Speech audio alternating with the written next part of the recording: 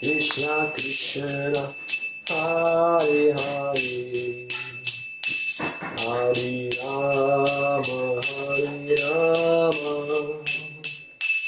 Rama Rama Rama Hare Hare Hare Krishna Krishna Krishna Hare Hare Hare Rama Rama Rama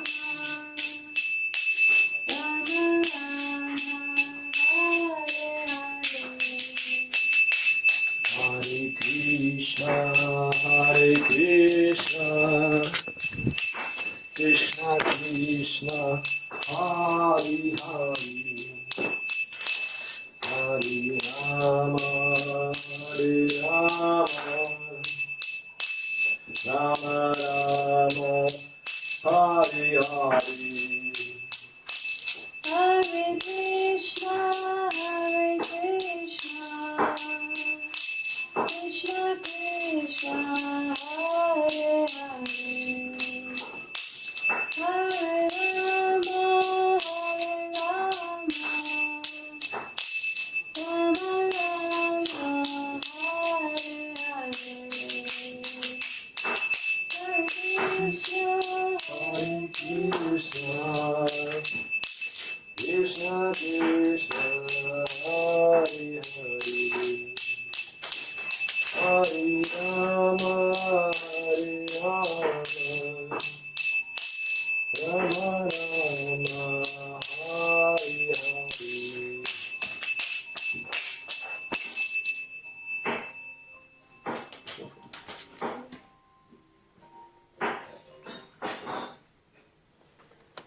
Giant. No, I want it.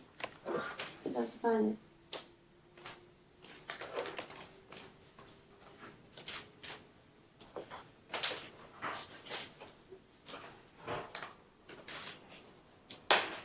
Jayam Vishnu Pad Paramahamsa Parivajapacharya Ashtatari Shata Shri Srimad His Divine Grace A.C. Bhaktivedanta Swami Maharaj Prabhupada Ki Jai. Jayam Vishnu Pad Paramahamsa Parivajapacharya Ashtatari Shata Shri Srimad His Divine Grace Srila Bhakti Siddhanta Saraswati Goswami Maharaj Prabhupada Ki Jai. Ananta Koti Vaishnava Vrinda Ki Jai. Namaskar Srila Haridas Thakur Ki Jai. Namsakaha Shri Krishna Chaitanya Prabhu Nityananda Shri Advaita Garadhara Shri Visadhara Bhaktivinoda Ki Jai. Shri Shri Radha Krishna Gopi Gopinath Shami Kumar Radha Gopi Gita Govardhan Ki Jai. Shri Vrindavan Dham Ki Jai. Mathura Dham Ki Jai. Navadvip Dham Ki Jai. Kakanapuri Dham Ki Jai. Gopamai Ki Jai. Yamunamai Ki Jai.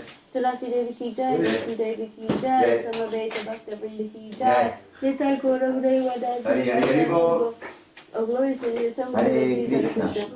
Oh, glory to the assembled deities, Hare Krishna. Oh, glory to the assembled deities, Hare Krishna. Oh, glory to Shri Guru and Gauranga. Oh, glory to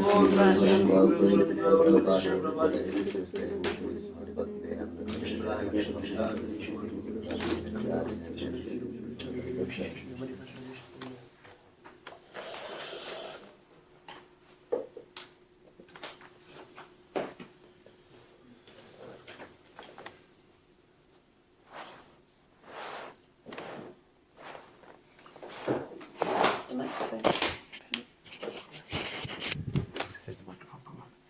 Where did we stop? Who remembers? Chaitanya Charitamrita. Last week.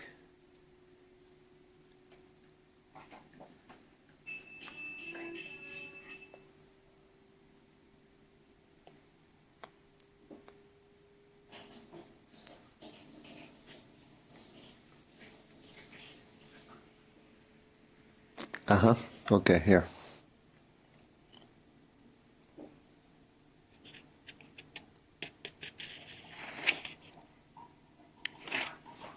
Om Namo Bhagavate Vasudevaya. Om Namo Bhagavate Vasudevaya. Om Namo Bhagavate Vasudevaya. Om Namo Bhagavate Vasudevaya. Om Namo Bhagavate Vasudevaya. Reading from the Sri Chaitanya Charitamrita by His Divine Grace A.C. Bhaktivedanta Swami Prabhupada.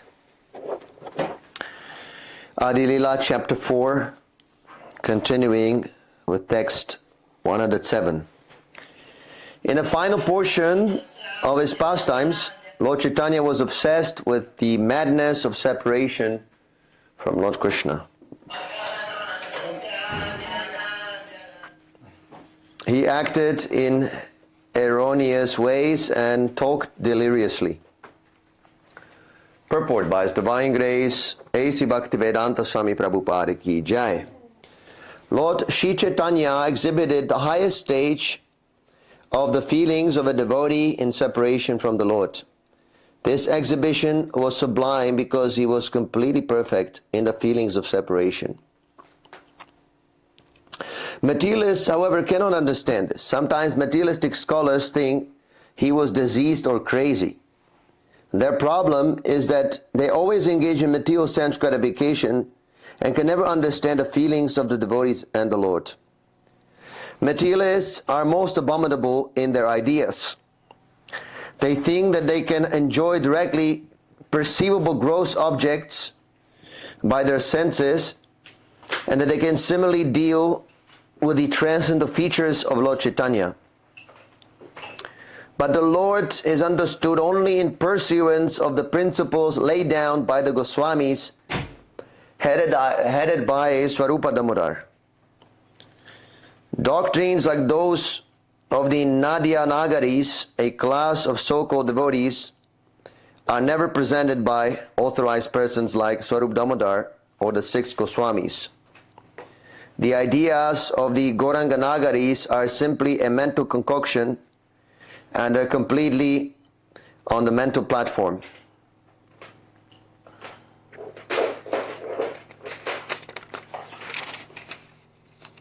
Om Tirinandasya Jnanajala Shalakayam Chakshunanminitam Yena Tasmai Shri Gurave Namaha.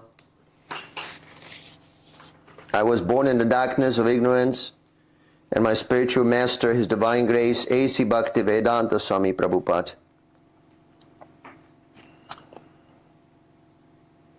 who has opened my darkened eyes with the torchlight of knowledge.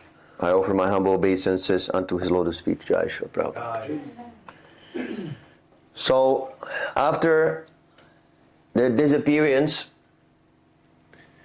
of Lord Chaitanya, immediately there was a deviation. When the Lord or His representative appear, they establish the principles of religion. They revive Dharma to its original position, the original conclusion. But when they disappear, people immediately, they take advantage of the vacuum created and they introduce deviant philosophies, concoctions, speculations, interpretations.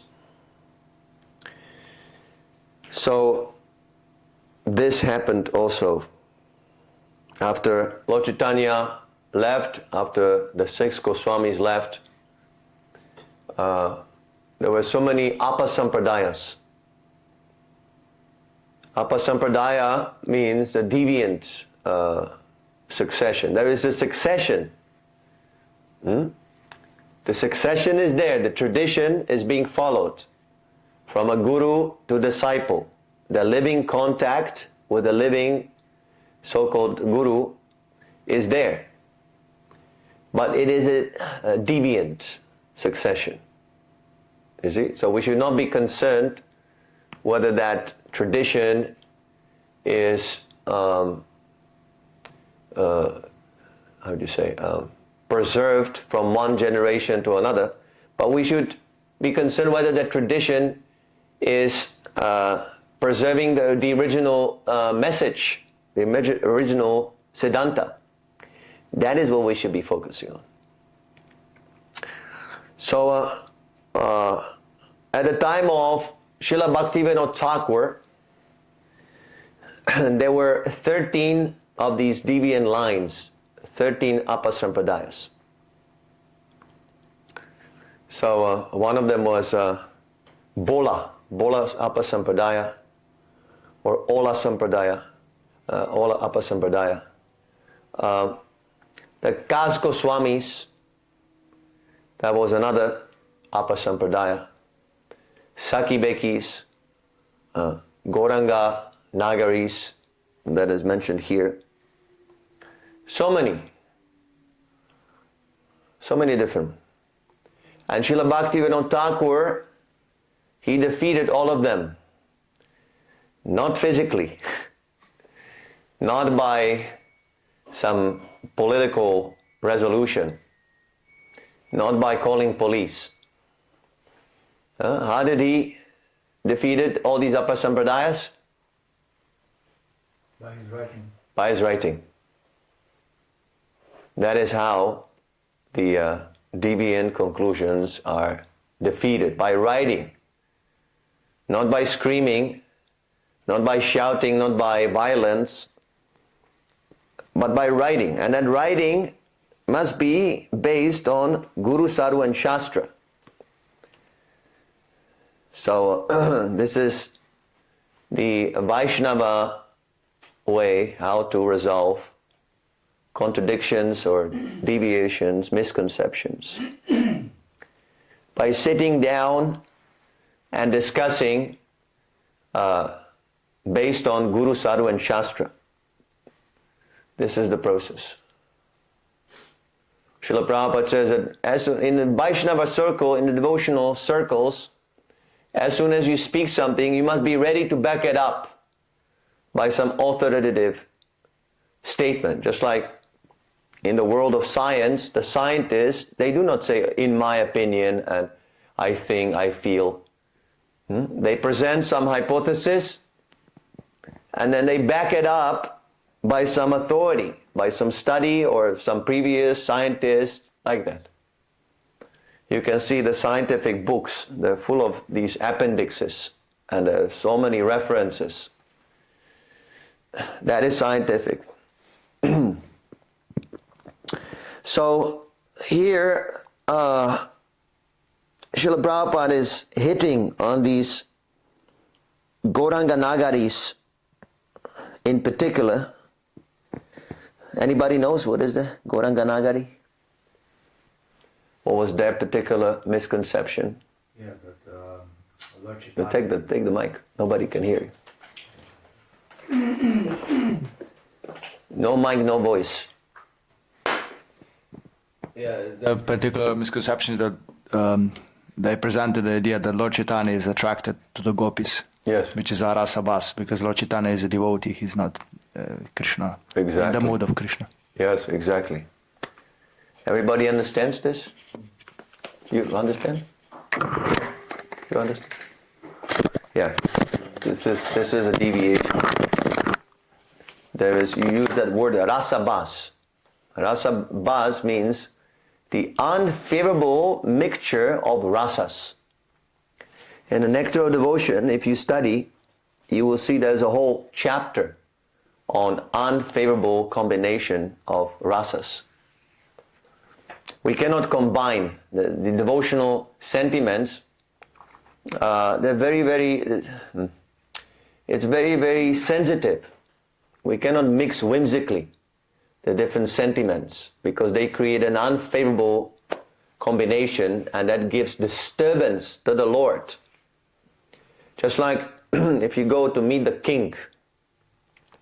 Before you meet the king, you meet his assistant, who will take you through a short course on the etiquettes. He will introduce you to the various etiquettes. He will teach you. When the king comes, you sit like this, you smile like this, you put your hand like this. He educates you. It's not that you can go to meet the king immediately without knowing the etiquettes. So in the same way, Srila Rupa Goswami, he dedicated his book, Bhakti Rasamrita Sindhu, for the delineation of all these various nuances in bhakti. Srila Prabhupada calls that book Nectar of Devotion, the science of bhakti yoga. Bhakti ultimately culminates in Krishna prema, in pure love of Krishna. But that love we must understand scientifically. You see, it seems like a contradiction, because whenever we speak of the love and emotion, these are the matters of heart. And science, logic, arguments, this is more the matter of the head, the brain, right? So, but we must know, because otherwise there's a danger that will misunderstand mundane feelings to be spiritual. And then we cannot make any progress. It's a big misconception. So also our spiritual master Srila Prabhupada, he was designated by the title Bhakti Vedanta. So this bhakti, definitely love, devotion, but it is based on Vedanta. You must know how to love Krishna. The religion without philosophy is fanaticism. Philosophy without devotion, if we don't have any bhakti, if we just scientifically study and analyze, but we never actually render any service, just like you're doing here, deity worship, Sankirtan, preaching Krishna consciousness, this is practical engagement in the conclusions of the Shastra. We don't sit like the academics, and they sit down in at some university and they smoke big cigars and they discuss all these confidential topics. No, both must be there. There is the discussion, study, but also we must practically engage in service. Srila Prabhupada, he says that at the beginning, one follows the rules and regulations out of obedience to the Guru. So you wake up, you do Mangalartik, you do so many things. But you only do what is asked from you. In more elevated stage, Raganuga Bhakti, this is sadhana bhakti, then there's more elevated, Raganuga Bhakti. One also volunteers and he goes out and he collects flowers. He does something spontaneous that was not asked from him, but the inspiration to serve Krishna awakens in his heart. So these are the various stages in Krishna consciousness. We should not also jump artificially to Raganuga Bhakti, but we should progress step by step and consult the Acharya. After every phase of advancement, we should consult the Acharya. Constantly, we should take guidance from Srila Prabhupada constantly, so we do not make this mistake. So Gauranga Nagaris, Srila Rupa Goswami mentions also that bhakti that is not practiced according to the conclusions of the Shruti, Smriti, Puranadi, Pancharatrika Vidi, according to all these various scriptures, is simply a social disturbance. So all these Apasampradayas at the time of Bhaktivinoda Thakur, they created social disturbance in the sense that the public started viewing Vaishnavism as some crazy cult. This is not good, because then the preachers of the genuine conclusions, they have difficulty to communicate with the general public. They have the wrong idea. So it's very difficult to change that misconceptions about the purpose of the bhakti cult. So Bhaktivinoda Thakur had a tremendous task ahead of him. People at that time, they thought that Vaishnavism is a sex religion. And that is mainly because of one of these apasampradayas, the Prakita Sajias. The Prakita Sajias, they would indulge in debauchery in the name of Lord Chaitanya's philosophy. They argue that since Krishna was dancing with married girls, then they can also do that. And they propagated this as the process of Krishna consciousness. Imagine. Someone justifies debauchery on the pretext that Krishna was dancing with girls and Radharani was also married, and they imitate this, Parakyaras especially. Parakyaras is the most elevated in the spiritual world because it is the most intimate and the most exciting. So in terms of rasa, it is the highest enjoyment for Krishna, Parakyaras, and for the devotees. But you have heard this example before. The material world is like a perverted reflection of the spiritual world, like a tree reflected on the surface of the water reservoir. It appears the other way around.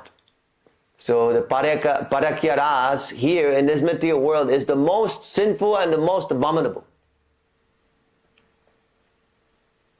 Spiritual life is like a razor's edge.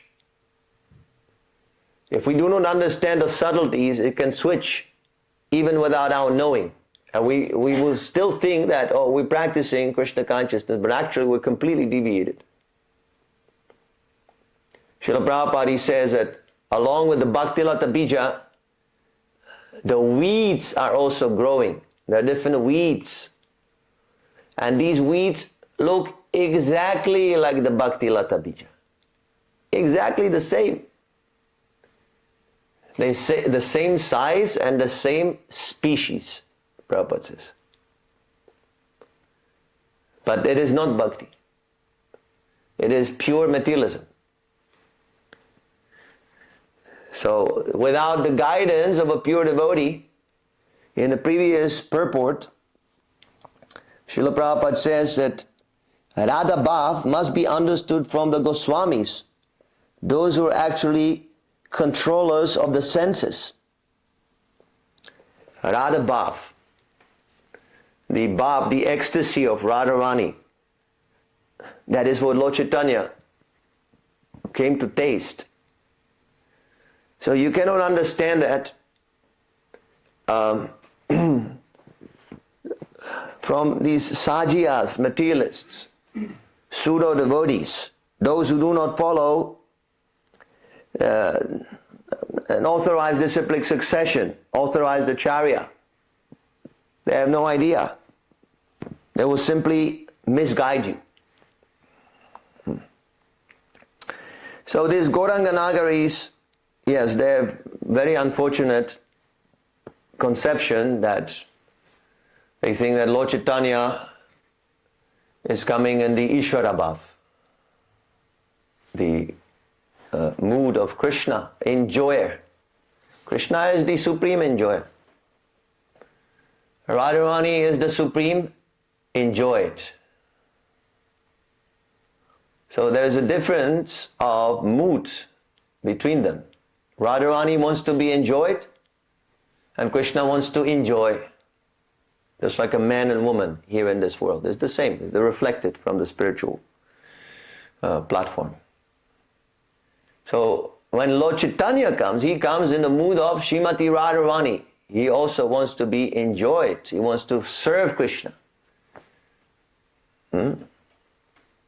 He has started this Krishna consciousness Sankirtan movement with this mood of service, serving Krishna. That is why he is in ecstasy, because he's experiencing the beauty of loving Krishna. So he is not at all in the mood of being Krishna. Although he is Krishna, he has come to taste the opposite of what Srimati Radharani feels. So these unfortunate people, Gauranga Nagaris, they think that we will please Lord Chaitanya by trying to seduce him. There's another Apa Sampradaya called Saki Bekis. They have a similar misconception. They think that Krishna will be attracted by their body. And they dress, men, they dress as women in a sari and everything. Srila Prabhupada, he cracks a joke. He says that they're so foolish, they think that Krishna will be attracted to their ugly body. He has a beard and everything, and he thinks that Krishna is so foolish that he's going to be cheated. Krishna knows very well that you are men. You cannot cheat Krishna. And even if you were a woman, Krishna is not attracted to this material body. Krishna cannot be attracted by the inferior energy. Even Srimati Radharani is not an ordinary girl. She is the Hladini potency of Krishna. She is the internal potency of Krishna. So if Krishna wants to enjoy, he can only enjoy through his internal potency. He himself expands in order to enjoy himself. Even we cannot enjoy the material body. The spirit soul is not satisfied by gratifying the material senses because the spirit soul is eternal. We're eternal. Eternal soul cannot be satisfied by enjoying the temporary material body. It's just illogical. So what to speak of Krishna, who is the supreme soul? So don't be cheated by these people. This is not spiritual life. This is a perverted reflection. We're not into this living guru philosophy, living body. The body has no relevance in spiritual life. We simply keep the body fit so we can render service, but the body itself is not an obstacle in Krishna consciousness, and it is not a requirement in Krishna consciousness. It is simply a tool that we use, and in the case of a pure devotee or Krishna or Lord Chaitanya, their bodies are spiritual, so they never die. To us it might appear that they're dying, but from the spiritual point of view, they never die. Because their body and soul are one and the same. The example, the analogy is given is just like you're looking at the moon. And the moon, when you walk, it appears that it's moving. Right? You have seen this phenomenon? Yeah. Moving moon. So, but the moon is not moving. The moon is stationary. You're moving, and that is why you see that the moon is moving. But actually the moon is stationary. Similarly, to us it appears that a pure devotee is moving, or Krishna is moving, Krishna is aging, the pure devotee is aging, but he is not. Everything we must see through the eyes of the Shastra. As soon as you put faith in these blind eyes, you become bewildered. So, Krishna should always be served. They have a mood of enjoyment, sense enjoyment. In their so-called practice of bhakti, they want to enjoy Krishna. A real devotee never wants to enjoy Krishna. He wants Krishna to enjoy him. Never forget this. Even there's this devotee, Daruka, he's fanning Krishna and he is developing ecstasy. So ecstasy is a very enjoyable feeling. But he suppresses this feeling, Daruka, because he loves Krishna so much. Just so he can continue his service of fanning. So pure devotee is not even interested in his own ecstasy from serving Krishna, what to speak of sense gratification. He does not want even pleasure derived from devotional service. If it hampers his service, he's ready to reject it immediately.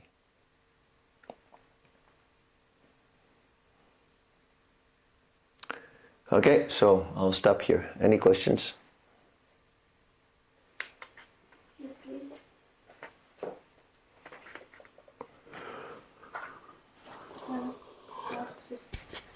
A few questions. Yes.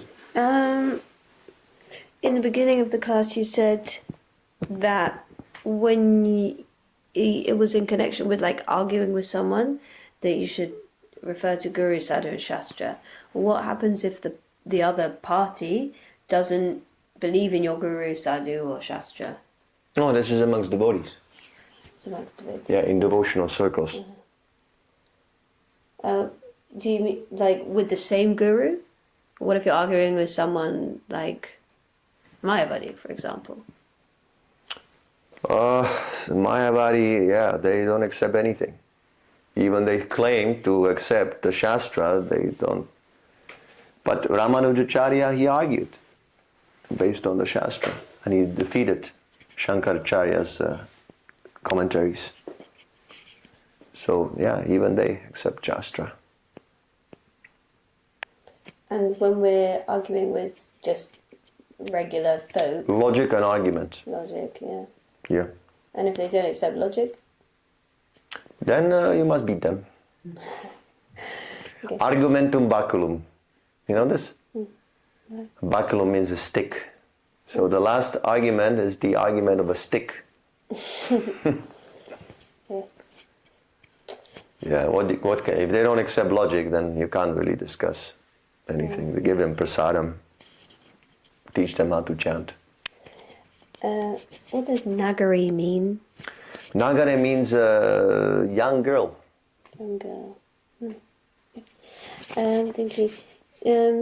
You were talking about getting guidance, taking guidance from a pure devotee, and that we get that through associating with him, like through his books. Yeah. Are there any other ways in which he communicates with us other than through his books? No?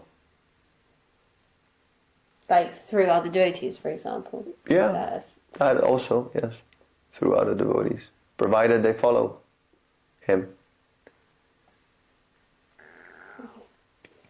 Through his books, through his picture also. You can get inspired by meditating on his deity or picture. That also is possible. Okay. Yeah, he's the external manifestation of the Supersoul, the spiritual master. So the Supersoul is in your heart, and he can also guide you. The Supersoul can inspire how to serve. So that also. On this, sometimes like I have a certain voice, I hear a certain voice, and it's very like it pokes me for sometimes random things, sometimes good things like no, like for example, had the cartels on here, and I just had this really strong feeling that it shouldn't be on there. Like, and I get stuff like that all the time. Like, no, you should wash, you should fill the cup up 5 times because Panchatattva instead of 4. Is that OCD or is that Krishna? You know, in our present situation, you know, it's all mixed up. We can't take these things so seriously. Mm-hmm. That's why, you know, the Guru, he comes out externally in the form of, the Super Soul comes out externally in the form of the spiritual master. So he confirms everything. Mm-hmm. So, yeah, take it with a little pinch of salt, these impressions, whatever we have. I'm not saying it's not genuine, but it's mixed up with speculation and conditioning also. Okay, thanks. It's very annoying. I just have one more question. I can't remember when I wrote it down, but it was in relation to something that you said. You said something about like you have to, like the purity of the person who's preaching, or they have to know what they're saying, as long as they're following. Anyhow, with so many misconceptions, feels a little bit dangerous for, I would just speak for myself, to preach. Again, I can preach the philosophy, but just like for an example, someone was posting a video and they were like, "Oh, I'm having a really rough time." In Krishna consciousness, you know, sometimes this happens, and I was preaching. I was like, "Oh my God, I understand," you know, but on Pranam, you know, this process is complete and perfect, and everything that Srila Prabhupada gives is perfect. The chanting is complete. Our only issue is not doing it perfectly. And then Deviant Mataji said, well, actually, you can get outside help. You can do other things. Sometimes it's necessary, like you can see a therapist, for example. So there I was preaching something that I thought was right. The process is complete. But then when I brought it to, or when it came out to a more senior devotee, she revealed that actually it's not so black and white. So then I felt like, well, what a rascal I am to have preached that, because they then felt misunderstood and like that. But you were not incorrect. The process is complete, perfect. If you just chant Hare Krishna, you don't need any therapist. Right. Yeah. It's complete, perfect. Yeah, but yeah, we can take help. It's not separate from Krishna. Everything is coming from Krishna. So if we see something favorable for the service, then we can dovetail it. It's like the camera. There were no cameras in the Bhagavad Gita times. There's no scriptural Vedic injunction, use the camera 4 times. But we use it. Why? Because we understand the purpose. The purpose is to broadcast Krishna consciousness, so we use it. Similarly, if you need therapy, otherwise, you cannot serve, then go and see a therapist.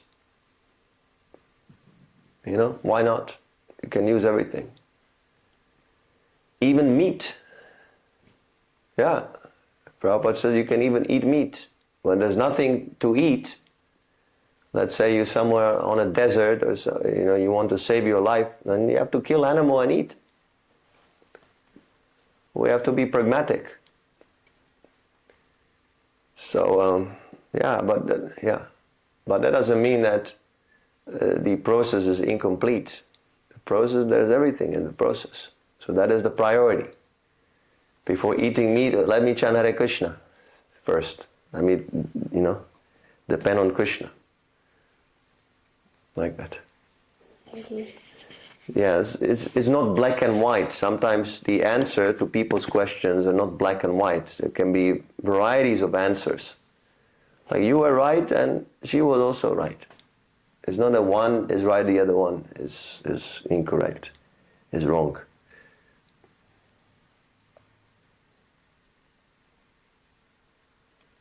Next. Check Facebook, I'll check it. I'm just wondering, did all these Apasampradayas, did they know that they were just one of the bogus groups? Did they know that all the other ones, they're just like us, but they're different kind of bogus? Or did every single one of them, did they think that all were bona fide? You can ask them, I don't know. Just 1 second.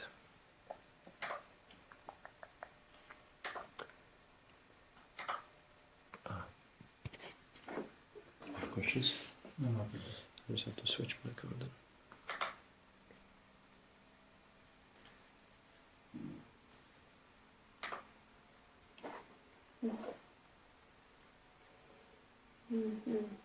Well, okay.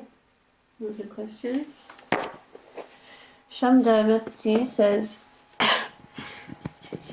Srila Prabhupada always contained his emotional ecstasy, but Lord Chaitanya and his devotees exhibited the devotional symptoms publicly. Why did Srila Prabhupada find it necessary to cover his symptoms?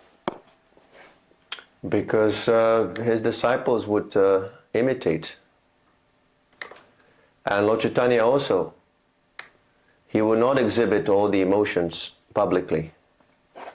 He would not discuss confidential topics publicly. He would only discuss with his personal associates, especially in the later stages of his life.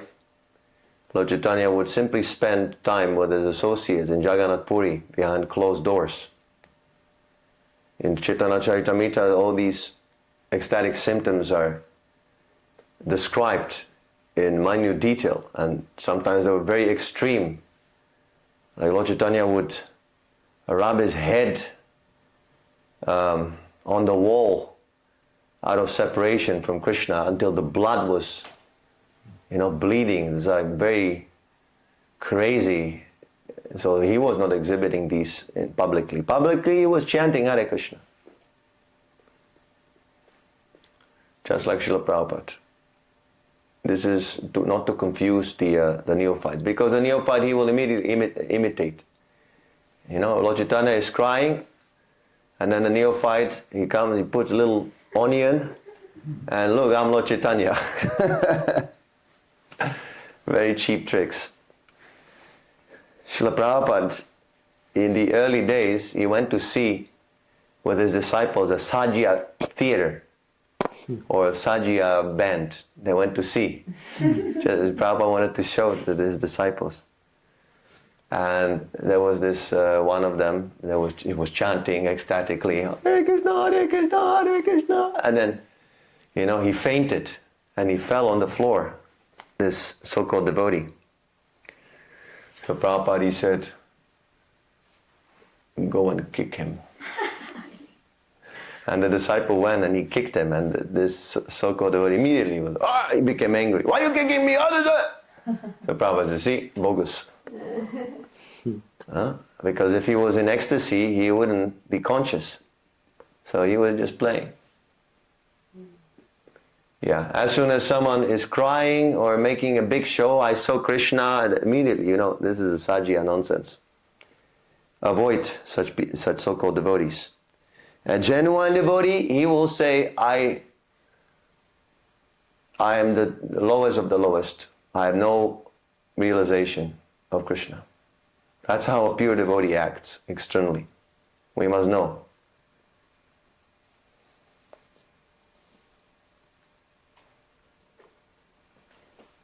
Okay. Hey Radhe, hey Krishna, the 6 Goswamis, they were praying like that. Where is Krishna? Where is Radha?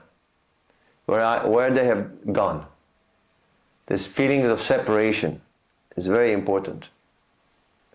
Vipralamba Seva.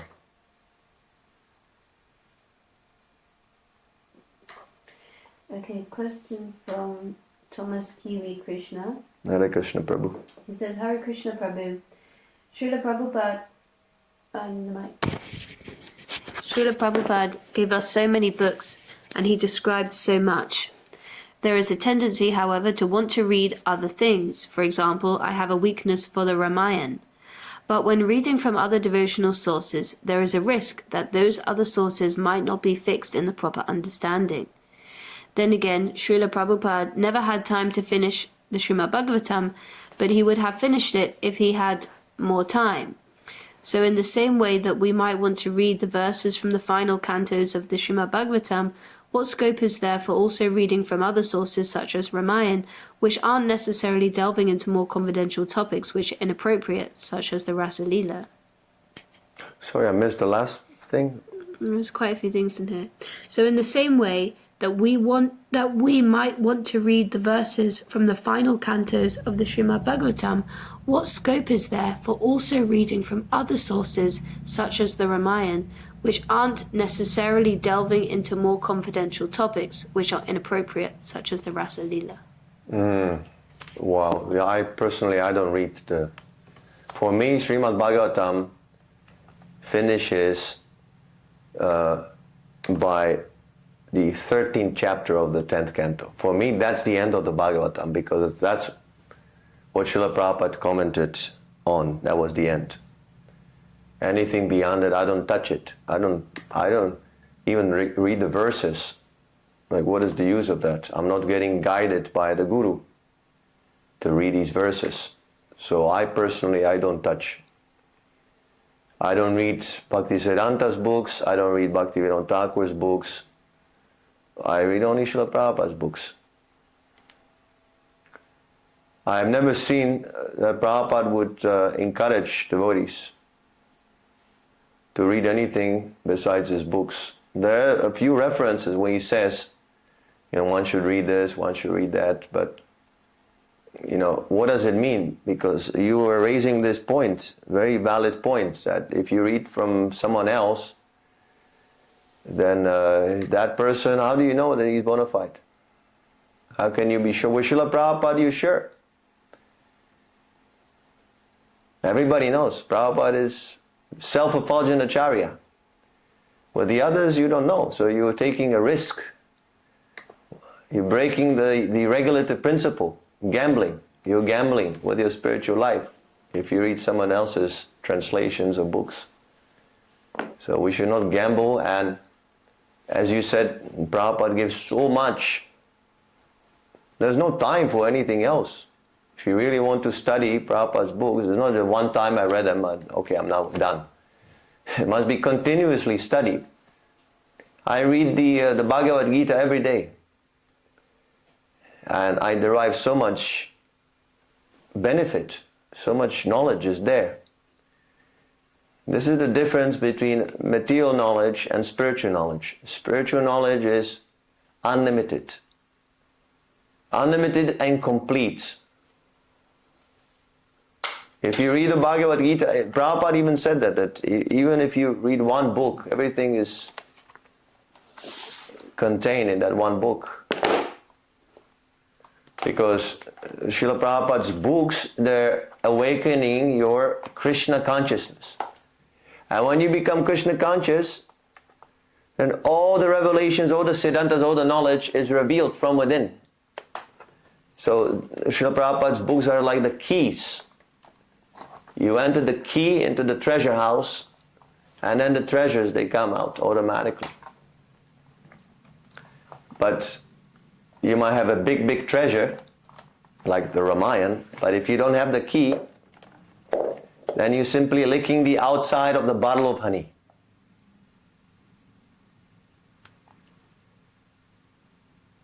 So, yeah, I don't know, I don't have a conclusion on this, reading other books. Maybe someone has some argument. I'm open to accept it, but I personally, I don't read any books except Prabhupada's books.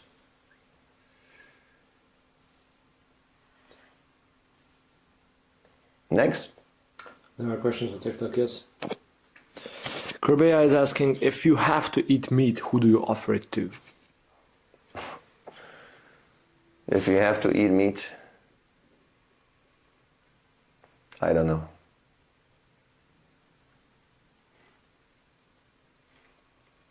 Another person is asking, just because you trip in, is asking, how do I join? How do you join? Chant Hare Krishna. Okay. Immediately, you join with us in 1 second. If you chant Hare Krishna, we connect on spiritual platform. And Cool Cucumber is wondering, is this ISKCON? So I replied that no. And he said, but if you're following Prabhupada, that's ISKCON. Yes. So I said, yes. And he said, so why you say it's not ISKCON? I don't know. This question is so foolish. ISKCON, PISKCON, MISKCON. Your life is so short. Chant Hare Krishna and be happy. Why are you worrying about these things? ISKCON, okay, ISKCON that's the society Prabhupada established, but now everybody has to be ISKCON. Even Prabhupada says it's not necessary you have to become a member of the society. We have actually an article on our blog that, there are many quotes Prabhupada says it's not necessary. And you become just like all the other sectarian religions. Have you read the Bhagavad Gita? Right there in the introduction, Prabhupada says, Sanatana Dharma is not sectarian. It cannot be confined to a certain place or time or institution. You know, you say, oh, you follow Prabhupada. Do you follow Prabhupada? Have you read Prabhupada's books? You would not ask such a silly question if you did thoroughly.